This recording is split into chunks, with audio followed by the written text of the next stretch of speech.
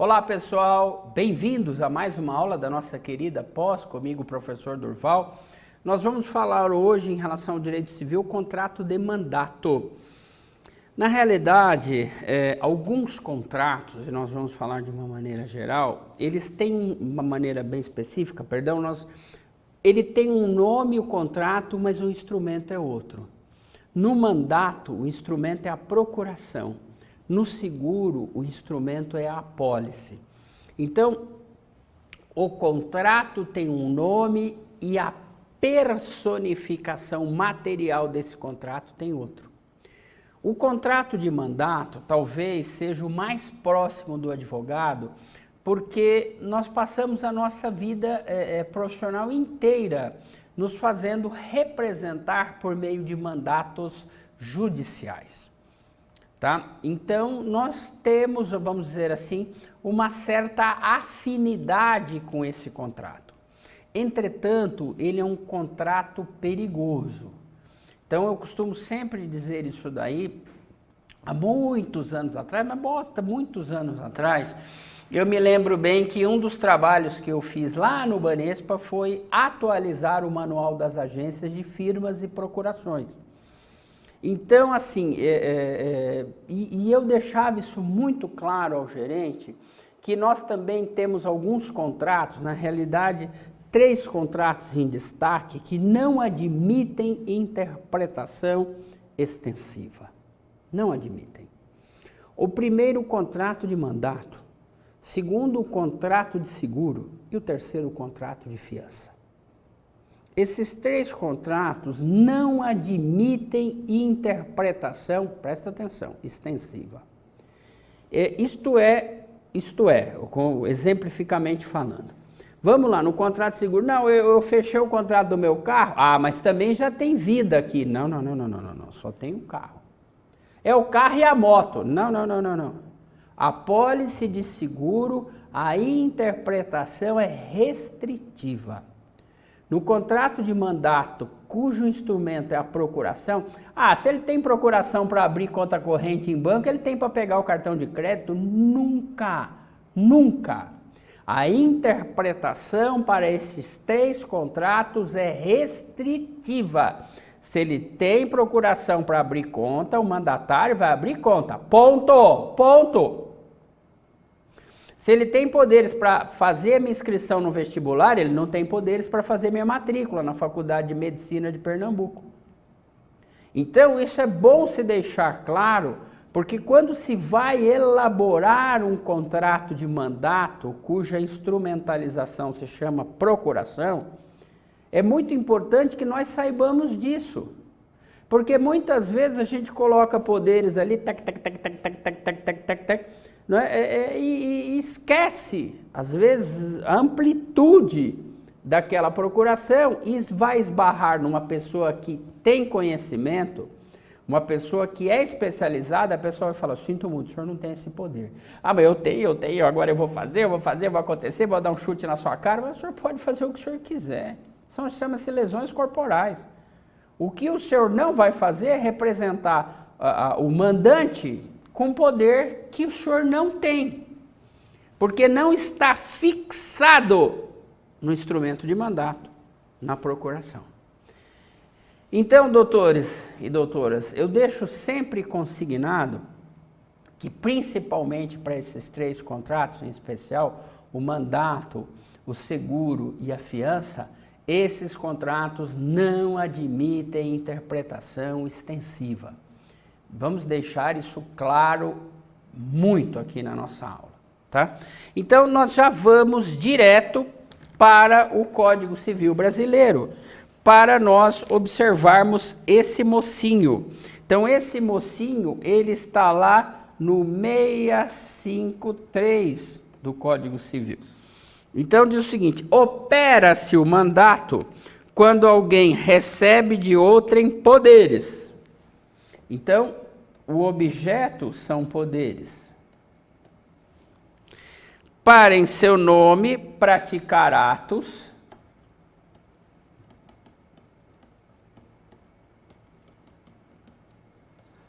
ou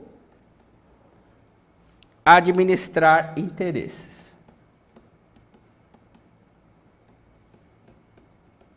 Deixa eu só apagar aqui, que aqui ficou ao contrário, né?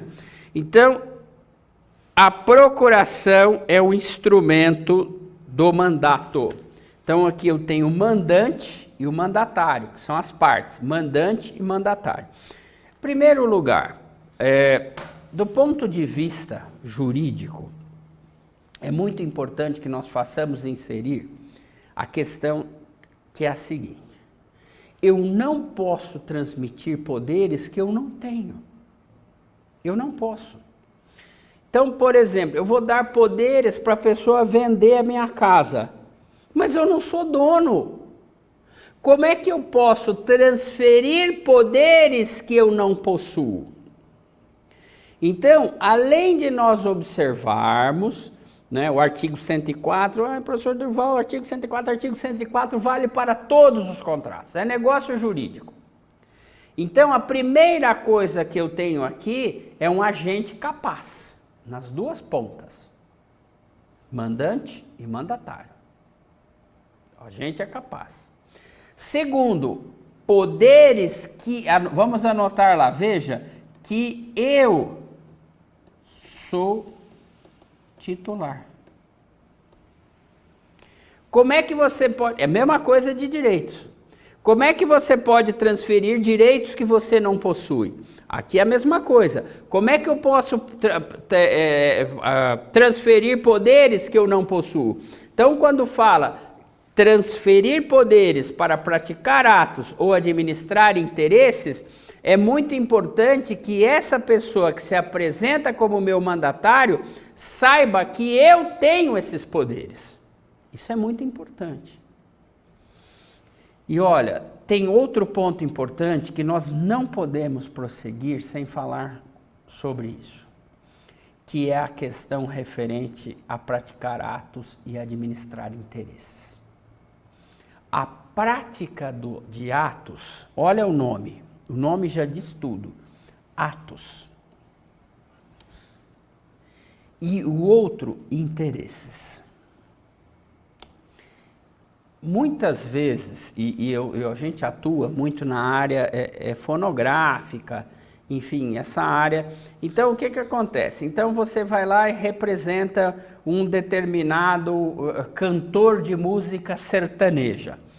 Então, o que acontece? Ele tem lá uma pessoa que vai numa reunião, e essa pessoa, em nome dele, e essa pessoa vai numa reunião, e ele fala o seguinte para a pessoa: não me fecha nada lá. Você vai lá me representando. Como eu não posso ir nessa data, que eu tenho um show em Olinda, você vai fazer o seguinte: você vai nessa reunião, você senta lá e fala: olha, eu estou aqui para representar o fulano de tal. Mas presta atenção, a minha procuração é somente para administrar interesses. Não, mas você vai ter que assinar. Não vou assinar nada. Eu não posso praticar atos. Eu só posso administrar interesses. Então, é interessante nós notarmos que você precisa de fazer uma circunstanciar, você precisa de circunstanciar o tipo de poderes que será transferido. Porque quando você avoca o 653, ele vai dizer o seguinte: praticar atos ou administrar interesses. Então, existe uma conjunção alternativa aqui, e não conjuntiva e, ela é ou. Então, você praticar atos ou administrar interesses. Então, a primeira coisa é a questão referente à procuração. Então, vejam só, ela pode ser só para a prática de atos, ou ela pode ser só para a administração de interesses. Tem uma área da doutrina, da qual até me filiu, que diz o seguinte: você não pode praticar atos sem administrar interesses, mas você pode administrar interesses sem praticar atos. Isso é bem interessante. Então, se eu dou para praticar atos, é muito importante que saiba que se você está praticando atos, você está administrando interesses. Isso é intrinsecamente ligado. Agora, você pode administrar interesses sem praticar atos. Então, esse é um detalhe. Então, na realidade, é só fazer essas observações que são importantes, tá? E mais do que isso, pessoal, ainda na questão do conceito, presta atenção, poderes. Isso é de suma importância. Ora, eu, mandante, só posso transferir poderes que eu possuo. Então, é como eu falei para vocês, como é que você, por exemplo, quer que a pessoa vá até lá e administre interesses que não são seus? Como é que você quer que a pessoa vá até lá administrar interesses e praticar atos os quais nem você poderia praticar?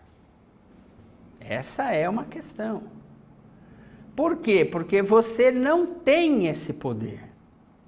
Então, o que eu sustento sempre, e sempre me debato nessa questão, e trabalhei muito isso nos manuais e na minha vida prática, é reconhecer que a procuração não é simplista como a gente está vendo. Deixa eu ver essa procuração, pronto. Não. É necessário, e aqui há uma responsabilidade da nossa parte, que está fazendo pós-graduação, de reconhecer que há uma natureza científica atrás disso. Não é pegar a procuração e ler e falar, não pode fazer, não. É necessário observar se a pessoa tinha os poderes, que era ela realmente o titular desses poderes, mais do que isso, se eram capazes, mandante e mandatário. Então, e de que modo? Era só para administrar interesse? Era para praticar atos ou eram as duas coisas? E não podemos nos esquecer do que eu vou dizer agora.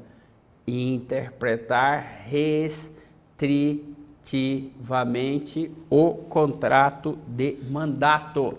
Isso é importantíssimo, tá? E as partes, pessoal? Quem são as partes nesse contrato? Não está aqui, mas a gente vai colocar, olha, partes. Só para a gente estar anotando. Mandante é o primeiro, quem transmite ou confere os poderes. Mandante, quem transmite ou confere os poderes.